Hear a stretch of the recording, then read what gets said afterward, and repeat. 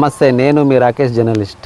మేడ్చల్లో private finance ఆగడాలు రోజు రోజుకు మితిమీరుతున్నాయి. మేడ్చల్లో ఉన్న ఆదిత్య బైక్ జోన్ చేసే అక్రమాలు, ఆగడాలు వినియోగదారులకి ఇబ్బందులు కలిగించే విధంగా ఉన్నాయి. మన దృష్టికి వచ్చిన ఒక విషయం ఏంటంటే, భద్రాచలంకి సంబంధించిన ఉదయ్ అనే యువకుడు మేడ్చల్ ఆదిత్య బైక్ జోన్లో సెకండ్ హ్యాండ్ బైక్ కొన్నాడు. తన ఆర్థిక పరిస్థితులు బాగలేక సొంతూరు గ్రామానికి వెళ్ళగా తన ఫోన్ ఖరాబ్ అయ్యి డిస్ప్లే పగిలిపోయి అందుబాటులో లేకపోవడంతో 3 నెలల వాయిదాలు అలాగే ఉండిపోయాయి. ఇది ఇలా ఉంటే తన ఇంట్లో తన తల్లి అనారోగ్యానికి గురయ్యి ఆర్థికంగా వెనుకబడడంతో ఫైనాన్స్లో కట్టాల్సిన వాయిదాలు కట్టలేకపోవడంతో పెండింగ్ పడ్డాయి. ఇదే అదునుగా చూసుకున్న ఆదిత్య బైక్ జోన్ ఏజెంట్లు తనకు ఎవరైతే షూరిటీ ఉన్నారో తన ఇంటికి వెళ్ళి ఉదయాన్న దుర్భాషలాడుతూ తీవ్రంగా ఇబ్బందులు పెడుతున్నారు. చూసుకున్న ఆదిత్య బైక్ జోన్ గూండాలు ఉదయ్ తన తల్లి అనారోగ్యానికి వైద్యం కోసం సూరారంలోని మల్లారెడ్డి హాస్పిటల్కి తీసుకొచ్చాడు.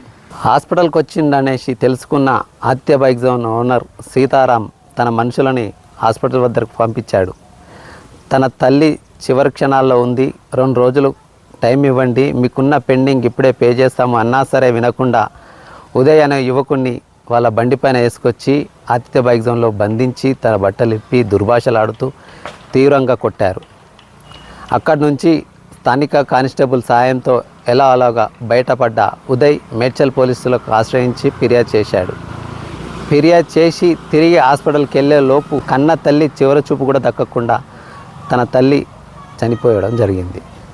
ఇది ఇలా ఉంటే గత కొన్ని సంవత్సరాలుగా మేడ్చల్లో ఆదిత్య బైక్ జోన్ ఆగడాలు మితిమీరిపోతున్నాయి. తెలిసినవి కొన్ని, తెలియని కొండంత. ఫిర్యాదుదారులు మేడ్చల్ పోలీసును ఆశ్రయించగా వాళ్ళ ఫిర్యాదు తీసుకోకుండా బయటనే సెటిల్మెంట్ చేయడం ఇక్కడ గమనార్థం. లోన్ తీసుకున్న పాపానికి ఉదయ్ అనే యువకుడిని సీతారాం తన తల్లిని ఇంట్లో చెల్లినితో సహా దుర్భాషలాడాడనేసి ఉదయ్ తెలుపుతున్నాడు. చివరకు తన తల్లి శ్వాస విడిచింది. ఈ పాపం ఎవరిది? ఇప్పటికైనా స్థానిక పోలీసులు ప్రైవేట్ ఫైనాన్స్లపై దృష్టి సాధించి అమాయకమైన మేడ్చల్ ప్రజలు మోసపోకుండా కఠినమైన చర్యలు తీసుకోవాలని మేడ్చల్ పట్టణాలతో పాటు ఆర్జే న్యూస్ కోరుతుంది. నేను మీ రాకేష్ జర్నలిస్ట్, ఆర్జే న్యూస్. నా పేరు ఉదయ్, మాది భద్రాచలం. నేను ఇక్కడ జాబ్ చేసుకోవడానికి వచ్చిన. నాకు బండి కావాలని చెప్పి ఆదిత్య బైక్ జోన్ దగ్గరికి వెళ్ళాను. బైక్ జోన్ దగ్గరికి వెళ్ళి ఇక్కడ లోకల్ షూరిటీ కావాలి అంటే నాకు తెలిసిన అన్న సంతు అన్న టైంని తీసుకొని వెళ్ళాను. బండి ఇప్పించిండు, షూరిటీ పెట్టిండు. ఫస్ట్ ఈఎంఐ పే చేసిన, ఇంటికాడ పరిస్థితి బాగాలేక ఇక్కడ నాది ట్రైనింగ్ అయిపోయింది, అక్కడికి వెళ్ళాను. నా ఫోను డిస్ప్లే పోయి కొన్ని రోజులు నా దగ్గర ఫోన్ లేదు.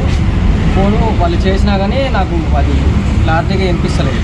దానివల్ల నేను వాళ్ళకి కాంటాక్ట్ అవ్వలేకపోయినా ఒక 4 months వరకు వాళ్ళకి ఏ రెస్పాండ్ ఇవ్వలేదు, ఫోన్ నా దగ్గర లేక. తర్వాతకి నాకు మనీ వేరేటి వచ్చేటి ఉంటే అవి వచ్చిన తర్వాత మనీ అనేది అన్నకి 16,000 కొట్టేశాను. సంతన్నకి 16,000 కొట్టి వాళ్ళకి ఇచ్చే అన్న అని చెప్పిన. అందులో ఒక 4,000 అన్నకి ఇచ్చేది ఉన్నది. ఇది అన్న అది తీసుకుందో మళ్ళీ తర్వాతగా ఇవి మొత్తం కలిపి పే చేస్తా అని చెప్పిండు. అది కూడా మొన్న పే చేసిండు. అయితే మా పరిస్థితి బాగాలేక మా అమ్మకి యాక్సిడెంట్ అయ్యి నేను మల్లారెడ్డి నారాయణ హాస్పిటల్ దగ్గరికి వచ్చినాము. వాళ్ళు ఫైనాన్స్ వాళ్ళు మేము అక్కడ ఉన్నది తెలుసుకొని అక్కడికి వచ్చి మా అమ్మ సిచ్యువేషన్ ఇవ్వాలా రేపు అన్నట్లుంది. అక్కడికి వచ్చిన తర్వాత కూడా ఇంకా పెండింగ్ ఈఎంఐస్ 3 ఉన్నాయి. ఆ 3 EMIs కూడా మేము ఇక్కడే పే చేస్తాము, మా ఊరిని ఉంచండి అది అంటే వాళ్ళు అవసరం లేదు, అక్కడికి వచ్చే కట్టండి, ఏదైనా చేసుకోండి, కట్టినా కానీ మీ ఊరిని తీసుకెళ్ళిన తర్వాతనే పంపిస్తామని అన్నారు. అక్కడి నుంచి ఇక్కడికి ఎక్కించుకొని వచ్చారు. అక్కడ ఒక మాట మాట్లాడారు, 5 minutesలో పంపిస్తామని. ఇక్కడికి వచ్చిన తర్వాత లోపల కూర్చోబెట్టి కొట్టారు. నీ అమ్మందంగా ఇష్టం వచ్చినట్టు జాతి కుక్కలు పిల్లనాది ఇష్టం వచ్చినట్టు లంచోడకు అది అన్నట్టు మాట్లాడారు.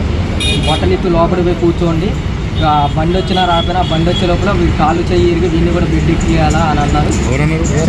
ఆయన పేరు ఆదిత్య బైక్ జోన్ ఓనర్, ఆయన పేరు నాకు తెలియదు. అక్కడ 3 ఉన్నారు, 3-4 ఉన్నారు.